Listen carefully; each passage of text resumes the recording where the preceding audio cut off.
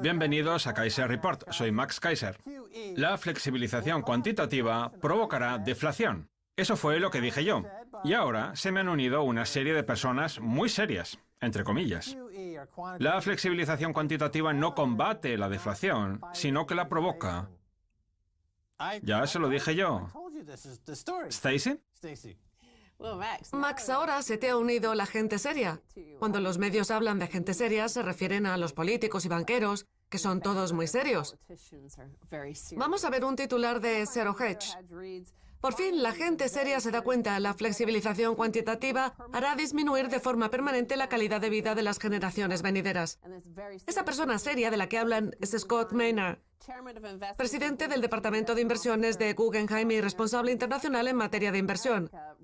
Maynard se refiere a un informe del Bank of America que deja entrever que la flexibilización cuantitativa provoca deflación. La noticia empieza hablando de las supuestas economías en auge, cuyo PBI crece. Pues bien, la realidad es que la perspectiva de una mejora del crecimiento económico es en gran medida una ilusión monetaria. No hace falta insistir en lo insignificantes que han sido los avances que han hecho los legisladores a la hora de poner en marcha las reformas estructurales necesarias para aumentar la capacidad productiva del mundo y estimular el empleo y la demanda.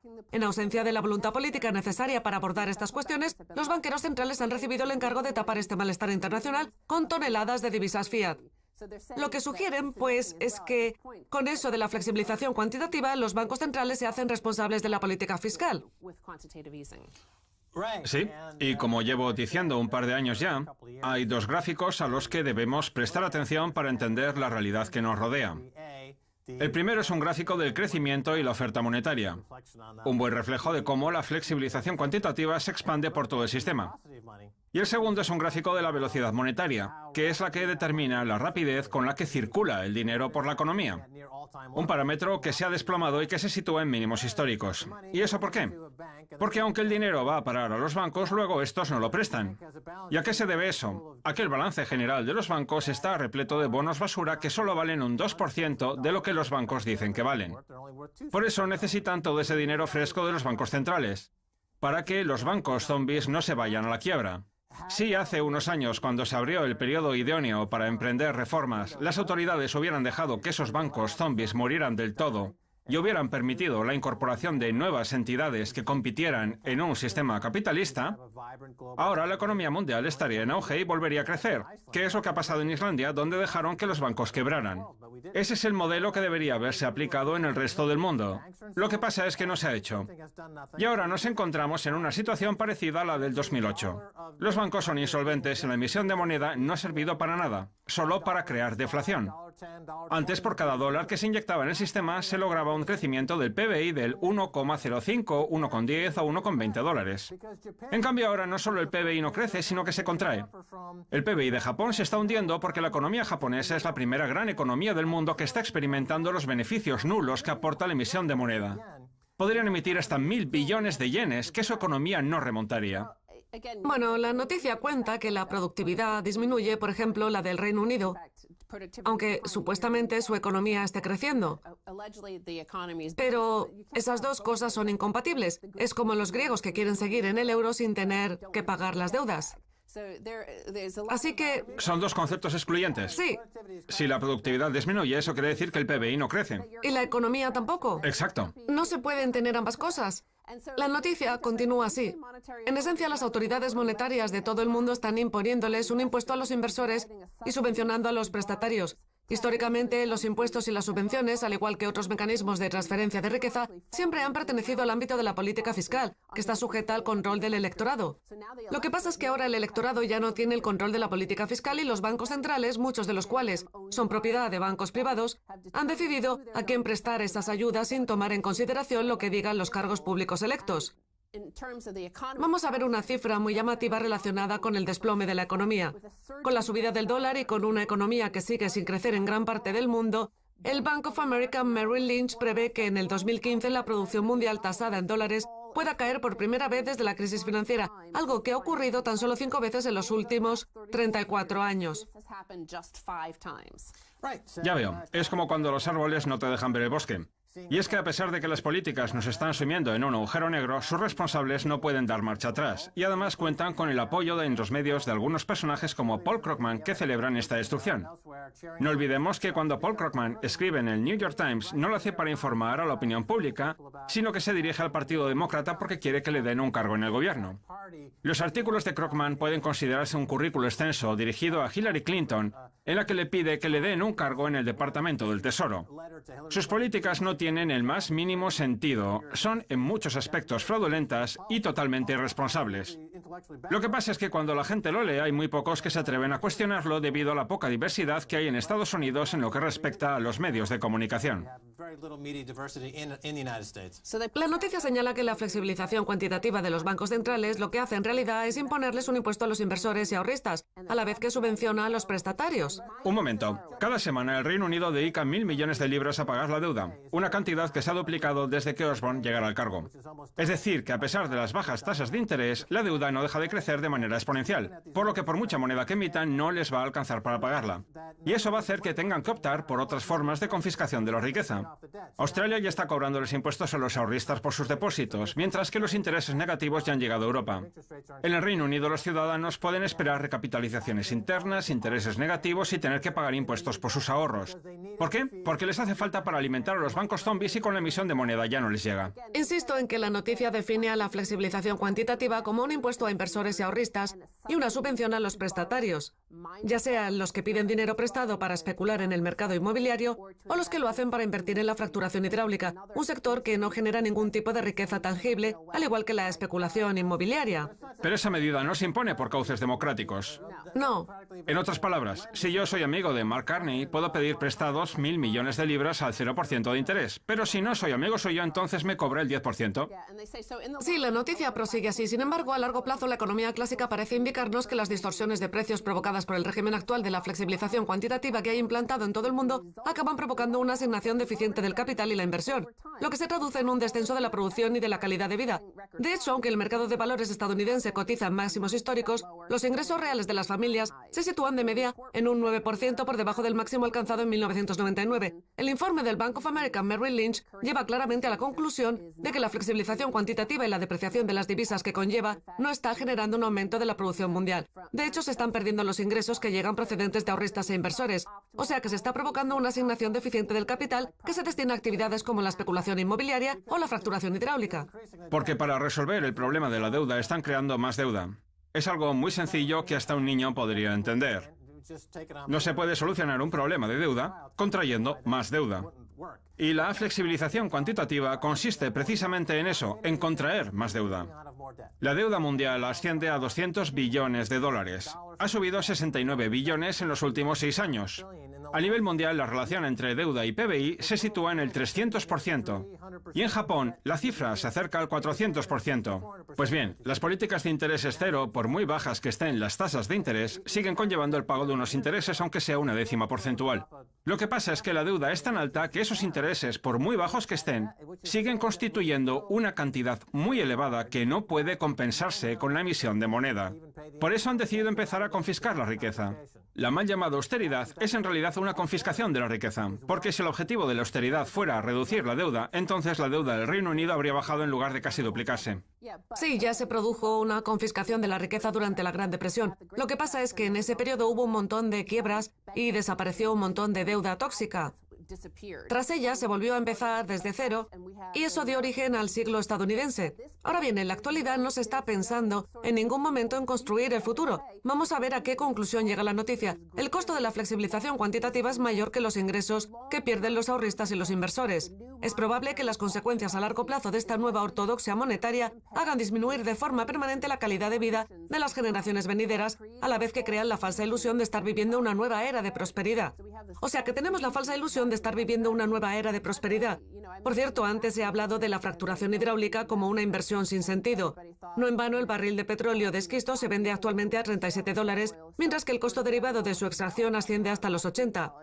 Pues bien, al estar perdiendo dinero, todo el mundo pensó que los inversores abandonarían el mercado. Sin embargo, según un tuit de Ed Crooks del Financial Times, los mercados de capital están abiertos para las compañías petrolíferas estadounidenses hasta un punto que muchos no podían ni imaginar a principios de año. O sea que hay gente que sigue invirtiendo dinero en bonos basura de este desastroso sector.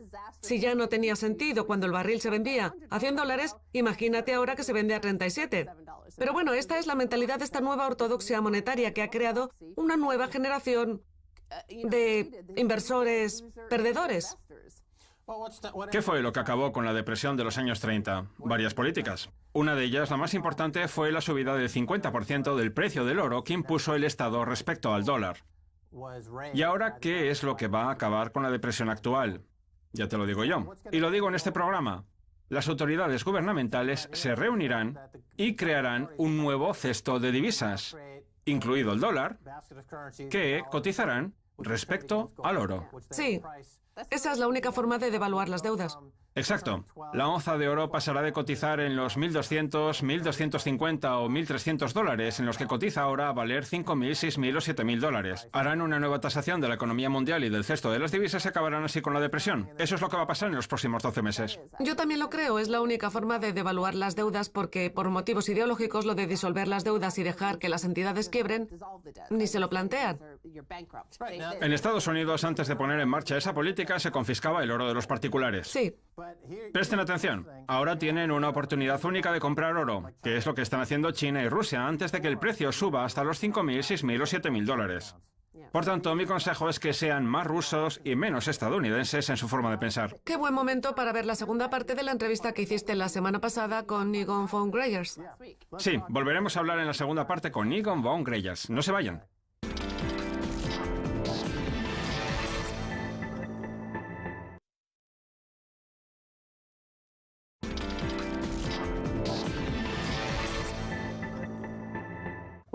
Bienvenidos de nuevo a Kaiser Report. Soy Max Kaiser. Es hora de volver a hablar con Egon von Greyers, del grupo suizo de gestión de activos Matterhorn Asset Management.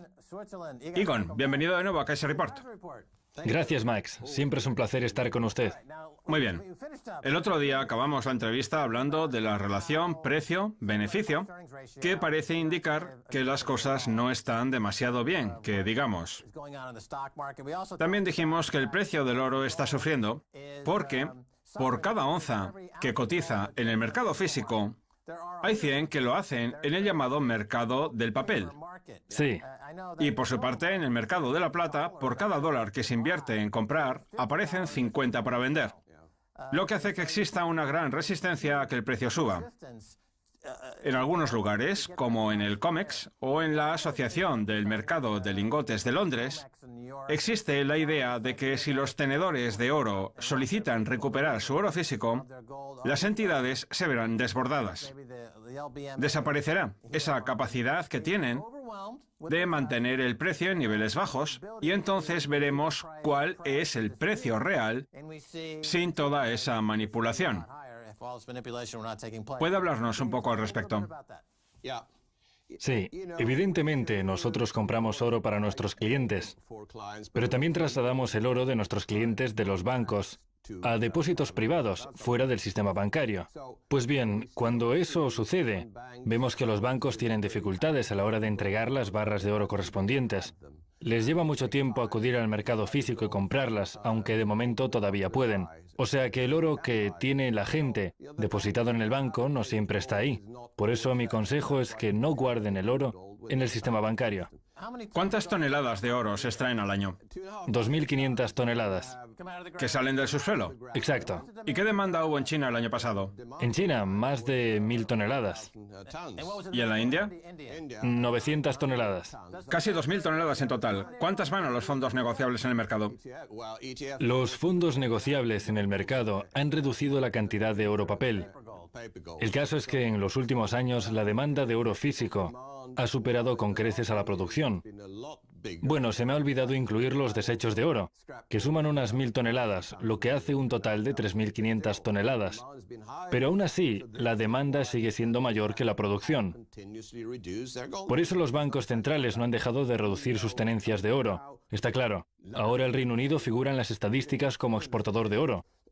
Yo no sabía que en este país se produjera oro. ¿Y usted? No. Pues claro que no.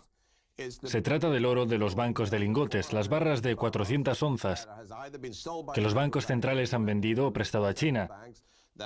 que luego las envía a Suiza, donde se refina el 70% de las barras de oro. Un momento. Cuando veo la foto de la reina paseándose por las cámaras acorazadas del Reino Unido, donde se guarda el oro, ahí es donde se almacenan supuestamente las barras de 400 onzas con las que se comercia a nivel internacional. Sí. ¿Qué pasa? ¿Que el Reino Unido tiene una partida presupuestaria dedicada a la exportación del poco oro que le queda? Así es. ¿Y no le parece un comportamiento totalmente irresponsable por parte de Mark Carney y de George Osborne? Claro que es irresponsable. El Reino Unido guarda el oro de todos los bancos centrales. Gordon Brown vendió el 60% del oro. Sí. Al precio más bajo en décadas. Y ahora siguen vendiendo. Los ministros de Economía no es que tengan mucho ojo a la hora de detectar el mejor momento para vender.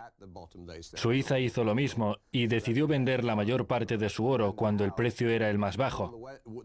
Y para mí, el hecho de que Occidente esté vendiendo todo el oro es una clara señal de que nos encontramos en el punto más bajo del precio del oro. El caso es que las barras se trasladan a Suiza, donde se fragmentan en barras de 1 kilo. Y luego se transportan a la India y a China. Eso es lo que está pasando. Supuestamente los bancos centrales de Occidente deberían tener 23.000 toneladas de oro, pero yo no creo que tengan ni la mitad. Y cuando el mundo lo descubra, aunque la última auditoría de la Reserva Federal data de la época de Eisenhower en los años 50, el mercado del oro sufrirá un vuelco. Por eso la gente debería tener el oro bajo su propiedad. Ahora bien, creo que tenemos que ir un paso más allá y mirar las cosas desde una perspectiva global. Es cierto que el oro no es más que un metal que pesa mucho, pero cuando los gobiernos gestionan deficientemente la economía, ese metal se convierte en un activo de enorme valor. Muy bien, vamos a hablar de la gestión deficiente de la economía que hacen los gobiernos. En Chipre se han llevado a cabo recapitalizaciones internas mediante las cuales se ha confiscado el dinero de las cuentas bancarias de la gente. Francia ha empezado a imponer controles de capital estrictos. Grecia quiere que le devuelvan las 100 toneladas de oro que le robó Alemania durante la Segunda Guerra Mundial. Por su parte, Suiza tiene una larga trayectoria en lo que se refiere a mover el oro por toda Europa durante ese periodo. No sé si estará muy pendiente de las ramificaciones históricas que tiene esta cuestión, pero me gustaría preguntarle si cree usted que Grecia tiene posibilidades de recuperar las 100 toneladas de oro que le robó Alemania. No sé si tienen posibilidades o no. Lo único que sé es que no las van a recuperar. Tan sencillo como eso, al igual que tampoco van a recuperar el pago de 1.200 millones que están reclamando por la deuda. Salvo que Grecia abandone el euro. ¿Debería Grecia abandonar el euro? Esa es la primera pregunta. Y la segunda, si vuelven al dracma, ¿no tendría sentido que optaran por un dracma apoyado en el oro y en la plata? Sí que tendría sentido, pero no creo que vayan a hacerlo, porque no tienen la cantidad de oro ni de plata necesarias para ello. Lo que sí que creo es que para volver a prosperar deberían tener una divisa que bajara considerablemente su valor y que fluctuara con total libertad. Así podrían exportar bienes y empezar desde abajo. Una pregunta política. Usted acaba de decir que la oferta de oro es limitada y que hay clientes que quieren recuperar la barra de 400 onzas que tienen en propiedad. Sí, a su nombre. Exacto, a su nombre. Pero para recuperarla no basta con levantar el teléfono y hacer una llamada. El proceso es mucho más largo. Yo lo que digo es que nosotros compramos directamente de los refinadores, que cada año reciben 2.500 toneladas de oro, porque ellos son los que reciben el oro que se extrae. Y además de ese oro también reciben los desechos. Quien mantenga una buena relación con los refinadores siempre tendrá acceso al oro. Tras pasar por Suiza, el oro adquiere un valor añadido. Exacto. Y ustedes tratan con los refinadores, de forma que si un multimillonario quisiera invertir 1.000 millones en oro, ustedes pueden proporcionarle la cantidad de oro equivalente. Por eso la gente acude a ustedes como si fuera una tienda de Suiza. Sí, eso es. Pero usted ha dicho que existen limitaciones en la entrega física del oro y que la gente tiene dificultades a la hora de recuperar el oro que les pertenece. ¿Disponen de alguna otra alternativa? Bueno, peor aún es el caso de la plata, que no se almacena en ninguna parte, por lo que la escasez es aún mayor. Y en algún momento el mercado acabará explotando. Eso sí, a mí la plata no me parece un mecanismo de almacenamiento de valor tan válido como el oro. En primer lugar, porque es volátil, y en segundo lugar, porque en Europa la plata está sujeta al IVA, y por tanto no se puede sacar del depósito y operar con ella libremente, como se hace con el oro. Pero bueno, está claro que la plata tiene un potencial enorme. Me preguntaba por una alternativa para la gente. Pues bien, la alternativa sería acumular alimentos. Esa es la única opción que le queda a la gente que no tiene tanto dinero. De hacerlo, los alimentos se convertirían en un bien costoso. Mire, yo soy de la opinión de que cuando las divisas se vengan abajo, entraremos en una situación de hiperinflación. Todo el mundo dirá, Estados Unidos no está emitiendo moneda, así que no puede haber hiperinflación. Pero fíjese, Estados Unidos, cuya economía no es que vaya para arriba, lleva sin tener superávit presupuestario desde principios de la década de los 60. El superávit de la época de Clinton no fue tal. La deuda seguía siendo superior. Y en lo que respecta a la balanza comercial, no tiene superávit desde los años 70. En cuanto al PBI, si lo calculamos teniendo en cuenta la inflación real, está en caída libre. Y los salarios reales llevan 30 años bajando. Los ricos cada vez son más ricos. Y este supuesto auge se debe única y exclusivamente al crédito y a la emisión de moneda, que ha provocado una gran inflación en activos como la vivienda o las acciones. Me acabo de acordar de una cosa que iba a decir hace un momento. Si la gente tiene dificultades a la hora de obtener esas grandes barras de oro, ¿puede desembocar eso en un conflicto político? Fíjese, por ejemplo, en Ucrania. La guerra de Ucrania se creó para vender armas, nada más. No había ningún tipo de ideología detrás. Victoria Nuland orquestó un golpe de Estado en Ucrania y ahora Estados Unidos se dedica a venderles armas.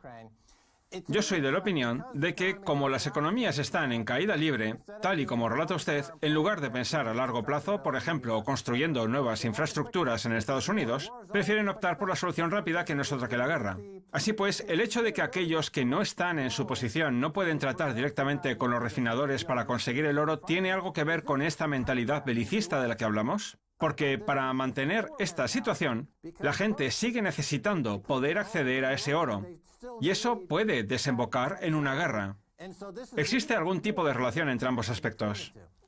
Bueno, la historia nos ha enseñado que los gobiernos que están en una situación financiera difícil siempre han optado por entrar en guerra, porque es una forma de seguir emitiendo moneda.